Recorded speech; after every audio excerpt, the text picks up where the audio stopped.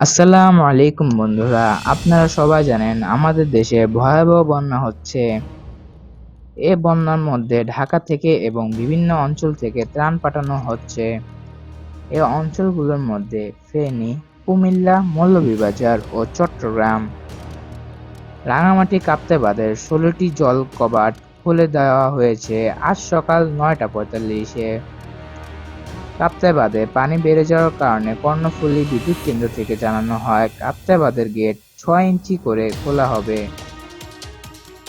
এতে করে প্রতি সেকেন্ডে ৯,০০০ সিএফএস পানি হ্রদ থেকে নিষ্কাশিত হয়ে কর্ণফুলীতে পড়বে বলে নিশ্চিত করেছে কর্ণফুলী পানি কর্তৃপক্ষ। নতুন করে বৃষ্টিপাত বা পানির প্রবাহ অস্বাভাবিকভাবে বৃদ্ধি পেলে গেট খোলার পরিমাণ পর্যায়ক্রমে বৃদ্ধি পাবে। কেননা কাপ্তাই বাঁধের ধারণ ক্ষমতা হলো ১০৯ ফুট। বর্তমানে পানির উচ্চতা প্রায় ১০৮ ফুট ৪ ইঞ্চি, যা বিপদসীমার কাছাকাছি। দেশের একমাত্র পানি বিদ্যুৎ কেন্দ্রের উৎপাদনও বৃদ্ধি পেয়েছে। বর্তমানে কেন্দ্রে ৫ ইউনিটে দৈনিক সর্বোচ্চ ২১৯ মেগাওয়াট বিদ্যুৎ উৎপাদিত হচ্ছে।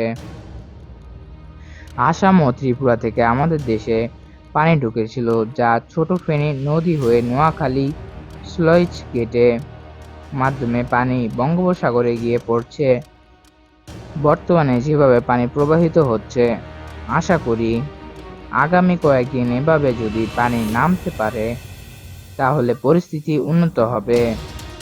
আমাদের সকলেরই উচিত মহান আল্লাহ তাআলার কাছে দোয়া করা, বন্যা কবলে পড়া ভাই বোনদের জন্য এবং তাদের পাশে দাঁড়ানো। দেখা হচ্ছে পরের ভিডিওতে। আল্লাহ হাফেজ।